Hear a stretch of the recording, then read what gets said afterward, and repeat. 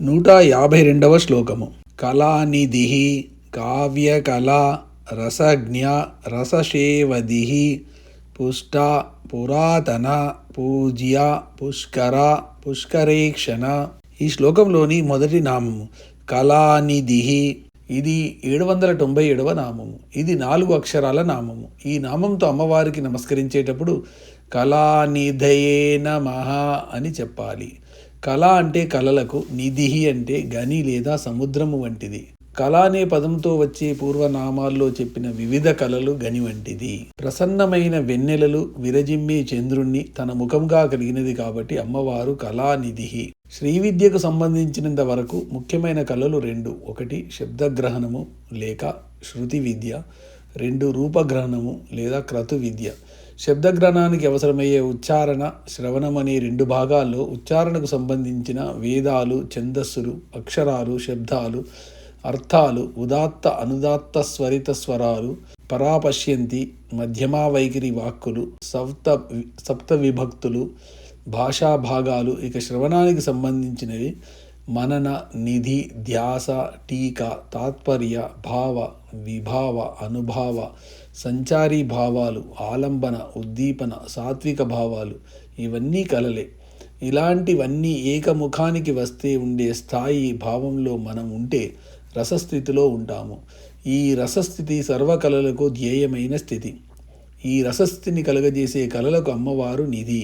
ఈ నామానికి ఈ విధమైన అర్థాలు చెప్పవచ్చును. వివిధ కళలకు నిధి వంటిది, 2 చంద్రుని రూపముగా ఉండునది, 3 రసస్థితిని కలుగజేయు శ్రీ విద్యా కళలకు నిధి వంటిది. ఈ శ్లోకంలోని తర్వాతి నామము కావ్యకళ. ఇది 798వ నామము. ఇది 4 అక్షరాల నామము. ఈ నామంతో అమ్మవారికి నమస్కరించేటప్పుడు కావ్యకళాయై నమః అని చెప్పాలి. కావ్యకళ అంటే నాటకాది కావ్యకళా స్వరూపిణి. వేదాలు, పురాణాలు, కావ్యాలు ఇవన్నీ కూడా విద్యా కళల క్రిందికే వస్తాయి. రామాయణాది ఇతిహాసాలు, అభిజ్ఞాన శాకుంతలము మొదలగు నాటకాలు, రఘువంశాది గ్రంథాలు మొదలైనవన్నీ కావ్యాల క్రిందికే వస్తాయి. వీటి కళాస్వరూపము కూడా అమ్మవారే. అందుకే 613వ నామంలో కావ్యలోప వినోదిని అని అమ్మవారు చెప్పబడింది. రమణీయార్థ ప్రతిపాదక శబ్దాలున్న ఏ గ్రంథమైనా కావ్యం క్రిందికే వస్తుంది. అన్నీ జగన్నాథ పండితులంటారు. ఈ కావ్యాలన్నీ అభిధార్థ, లక్షణార్థ, వ్యంగ్యార్థ, వేదార్థ, రహస్యార్థ ప్రతిపాదికంగా ఉంటాయి కాబట్టి వీటిని చదువుతున్నప్పుడు కళాత్మకంగానే ఆనందించవచ్చును. ఈ ఆనందాన్ని కలిగించేది కాబట్టి అమ్మవారు కావ్యకళ, కావ్యకళా స్వరూపిణి అని ఈ నామానికి అర్థము. ఈ శ్లోకంలోని తర్వాతి నామము రసజ్ఞ. ఇది 799వ నామము. ఇది 3 అక్షరాల నామము. ఈ నామంతో అమ్మవారికి నమస్కరించేటప్పుడు రసజ్ఞాయై నమః అని చెప్పాలి. రస అంటే నవరసములు, జ్ఞ అంటే తెలిసినది. రసో వై సహ రసజ్ఞ హేవానందో భవతి అని తైత్తిరీయము. పరబ్రహ్మ రసస్వరూపుడు కాబట్టి అమ్మవారు పరబ్రహ్మ జ్ఞానము కలది అని ఈ నామానికి అర్థము. లేదా అమ్మవారు రసస్వరూపురాలు అని కూడా అర్థము చెప్పవచ్చు. ఈ శ్లోకంలోని తర్వాతి నామము రససేవధిః. ఇది 800వ నామము. ఈ నామము భక్తులకు అమితమైన రసాలను, దివ్యానందాన్ని, భక్తిని ప్రసాదించే నిధి, దయామృతమునకు నెలవైనది అని దీని అర్థము. ఈ శ్లోకంలోని తర్వాతి నామము పుష్ట. ఇది 801వ నామము. సర్వతత్వములలో పూర్ణముగా పోషించబడినది కాబట్టి అమ్మవారు పుష్ట అంటే భౌతికంగా కనబడే పంచభూతాత్మకమైన దేహము, ఇంద్రియాలు, ధాతువులు, అభిప్రాయాలు, అనుభూతి, ఆనందము ఇలా అన్నింటిలోనూ నిండి ఉన్న సృష్టి స్వరూపిణి కాబట్టి అమ్మవారు పుష్ట. పుష్ అంటే పోషించు అని అర్థము. సృష్టిలో పరిపూర్ణంగా సర్వతత్వాలతో పోషింపబడేదే కాకుండా సృష్టిలో ఎవరికి కావలసినవి వాళ్లకు ఏర్పాటు చేసి పరిపూర్ణంగా పోషించేది కూడా కాబట్టి అమ్మవారు పుష్ట. ఈ నామానికి ఈ విధమైన 2 అర్థాలు చెప్పవచ్చును. 1 సర్వతత్వములతో పూర్ణముగా పోషింపబడినది, 2 సృష్టిని పరిపూర్ణముగా పోషించినది అని ఈ నామానికి అర్థాలు. ఈ శ్లోకంలోని తర్వాతి నామము పురాతన. ఇది 802వ నామము. ఇది 4 అక్షరాల నామము. ఈ నామంతో అమ్మవారికి నమస్కరించేటప్పుడు పురాతనాయై నమః అని చెప్పాలి. పురాతన అంటే అన్నిటికీ ముందు ఉన్నది. సృష్టి స్వరూపిణి అమ్మవారు. ఈ సృష్టి వ్యక్తమవ్వడానికి వెనుక ఉన్న నేపథ్యము అయ్యవారు. సినిమాల్లో బొమ్మలు అమ్మవారైతే ఆ బొమ్మలు పడే తెర అయ్యవారు అన్నట్లు. అయితే అయ్యవారిలోంచి అమ్మవారు వస్తూ పోతూ ఉంటుంది కాబట్టి అయ్యవారు అమ్మవారు అని వేరువేరుగా చెప్పాల్సి వచ్చింది కానీ లేకపోతే నిజానికి ఇద్దరూ ఒకటే. వీళ్ళిద్దరికీ ముందెవరూ లేరు. వీళ్ళలో ఒకరు ముందు ఒకరు వెనుక అని కూడా లేదు. ఇద్దరూ ఆది నుండి కలిసి ఉంటున్నారని గీతలో ప్రకృతి పురుషం చైవ విద్ధి అనాదో ఉభావపి అని కూడా చెప్పబడింది. కాబట్టి అమ్మవారు అన్నిటికన్నా ముందున్నది. ఈ సృష్టి ఎప్పటి నుండి అని ఎవరైనా ప్రశ్న వేస్తే ఈ ప్రశ్న వేసేవాడు పుట్టిన తర్వాత ఈ ప్రశ్న పుట్టింది కానీ ఈ సృష్టి మాత్రము ఈ ప్రశ్న వేసేవాడు పుట్టక ముందు నుండే ఉంది, అన్నిటికన్నా ముందు ఉండునది అని ఈ నామానికి అర్థము. ఈ శ్లోకంలోని తర్వాతి నామము పూజ్య. ఇది 803వ నామము.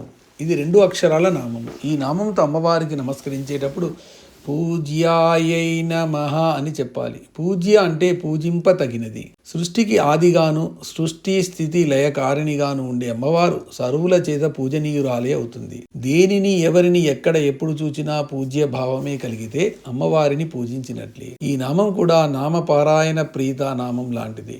మనం సాధనా మార్గంలో ఉంటే ఇటువంటి నామాల్లో అమ్మవారి విశేష లక్షణాల కంటే మన విద్యుక్త ధర్మం గురించే ఎక్కువ చెప్పుకోవాలి. భగవద్ అనుగ్రహము మనకు ఎప్పుడూ ఎలా సంక్రమిస్తుంది అన్నది తెలిసి ఏదన్నా చేస్తే భగవంతుణ్ణి మన ప్రణాళికలకు నియమ నిబంధనలకు సూత్రాలకు ఇరకబెట్టినట్లే. దేవుడు అలా ఇరకబడడు కాబట్టి వచ్చినా అది అనుగ్రహం అవ్వదు. అందుకని ఆ అనుగ్రహం వచ్చినప్పుడు టైం వచ్చినట్లు లెక్క వేసుకోవాలి కానీ అనుగ్రహం ఎప్పుడు వస్తుంది అని టైం అడగకూడదు. ధ్రువుడు తన తండ్రి తొడను కోరితేనే హరిపదం వస్తే ఇక చుట్టూ ఉన్న వ్యక్తుల్ని ఆరాధిస్తే ఇంకెంతటిది వస్తుందో అనే విధంగా మన ఆలోచన సాధన సాగాలి. సర్వుల చేత పూజింపతగినది అని ఈ నామానికి అర్థము. ఈ శ్లోకంలోని తర్వాతి నామము పుష్కర. ఇది 804వ నామము. ఇది 3 అక్షరాల నామము. ఈ నామంతో అమ్మవారికి నమస్కరించేటప్పుడు పుష్కరాయై నమః అని చెప్పాలి. పుష్కర అంటే పోషణ కలుగు చేయనది. పుష్ అంటే పోషించు అని అర్థము. కాబట్టి పుష్కర అంటే పోషించు స్వభావం కలది అని ఒక అర్థం. పుష్కరం అనే పేరు గల ఒక దివ్య తీర్థ రూపముగా చెల్లునది అని మరో అర్థము. ముహూర్తముల యందు లగ్నాల లెక్కలలో అత్యుత్తమ కాలావధిని పుష్కర లగ్నము అంటారు. అటువంటి పుష్కర కాల స్వరూపిణి అని ఇంకో అర్థం. బృహస్పతి రాశి చక్రాన్ని 12 సంవత్సరాలలో చుట్టి వస్తాడు.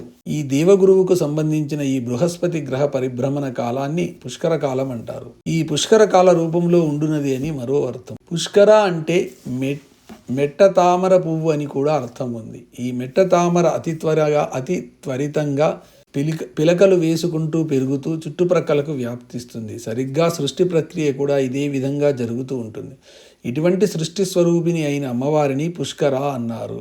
ఈ విధంగా ఎన్నో అర్థాలు ఈ నామానికి చెప్పవచ్చు. ఈ శ్లోకంలోని చివరి నామము పుష్కరే క్షణ. ఇది 805వ నామము. ఇది 5 అక్షరాల నామము. ఈ నామంతో అమ్మవారికి నమస్కరించేటప్పుడు పుష్కరేక్షణాయై నమః అని చెప్పాలి. పుష్కర అంటే పోషణాత్మకమైన లేదా పుష్టికరమైన.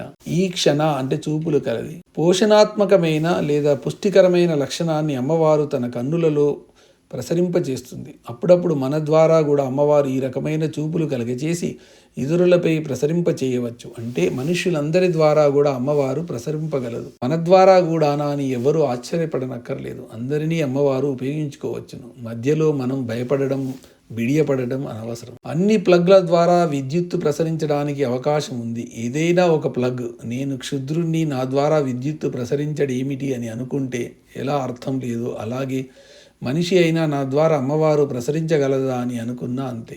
పోషణాత్మకమైన పుష్టికరమైన చూపులు గలది అని ఈ నామానికి అర్థము.